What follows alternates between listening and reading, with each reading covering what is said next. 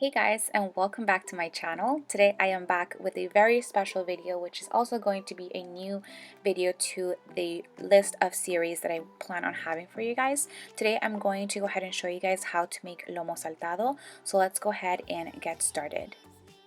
To make a delicious Peruvian Lomo Saltado, you will need, first you will need some meat. Both me and my grandma, who is helping me cook in this video, recommend you use the most tender cuts. A few examples would be beef tenderloin or chuck roast, which is, I believe, what we're using in this video. The point is that you want the meat to be the most tender, just so you won't be struggling with how hard or tough it is by the time that you're eating it. Then you're going to also need one onion, one red onion. I will leave all the measurements for all of the ingredients down below, as well as you will need 2 tomatoes.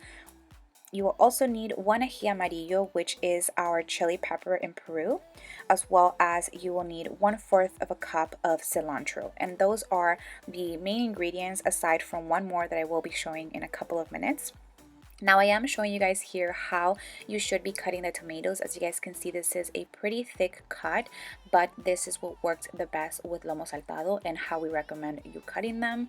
As well as here is the onions, and as you guys can see, these are pretty thick cuts, so nothing small. Next, moving on to the condiments that you will need for this Lomo Saltado, you will need white vinegar, salt and pepper to taste, and lastly some soy sauce, or as we like to call it, Sillao. This one that I'm showing you guys in particular is from Peru, but you can use any soy sauce that you may have at home or can find at any Asian market. I also want to mention a very special condiment, which for us would be Ajinomoto, which is a condiment that we use a lot in our food, especially in my family. You can also find this at an Asian market. And of course, last but not least, we could not forget about our potatoes. I am going to be cutting them pretty thin because we will be frying them, making them fries. I do want to give a special shout out to Ajinomoto because a lot of Peruvians probably don't use this, but this is a very important ingredient to us, just because I think that this is something that really brings our food to that next level of flavor, and I really truly recommend it. I will go ahead and put a picture of how the bag looks, but definitely recommend. Also, going back to the potatoes, I believe my grandma recommended for this recipe to use about 5 potatoes, but of course you can go ahead and use more, less. It just really depends on personal preference and how much you like each ingredient. Now moving on to the cooking process, first of course we're going to put some vegetable oil in there, and I do want to go ahead and mention that the meat has already been marinated prior to me of course frying it. So of course we marinated it with the soy sauce, Ajinomoto, vinegar, salt and pepper, and all of that. So I do want to go ahead and mention that. So we're going to go ahead and now fry it.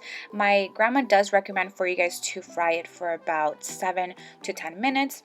And of course, in the beginning, there's going to be a lot of juice because of the meat.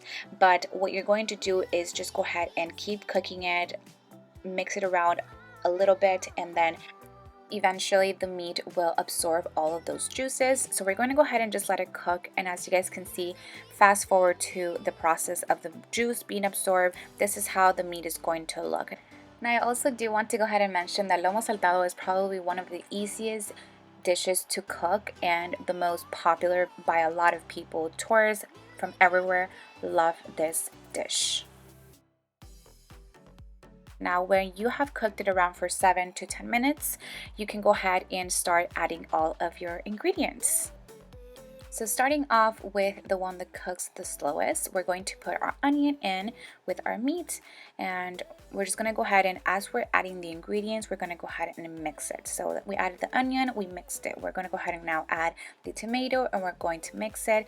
And then I do want to go ahead and state that you need to taste your food.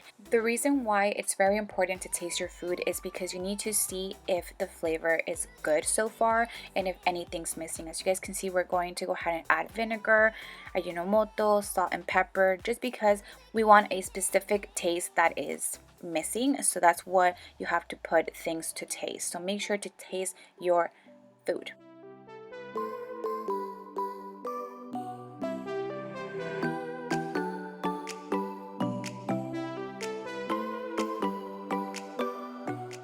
As you can see, we're also putting in that marinated juice from the meat in there once again, and then we're gonna once again mix that. Then we're next going to put the ají amarillo, and the same thing over and over again. As you're putting ingredients in, you're going to go ahead and mix every single one. So as you guys can see, as it's cooking, everything is getting softer, tender, and it is looking very delicious.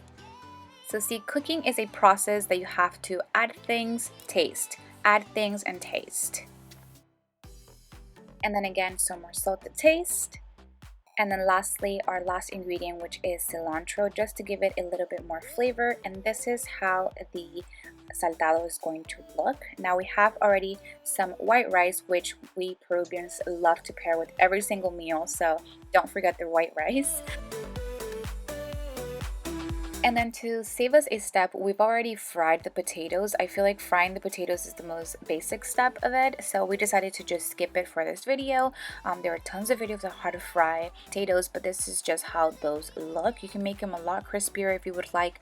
Once again, it's personal preference, but this is how it's going to look at the end. You can always, of course, mix the potatoes with the lomo, but I love this dish.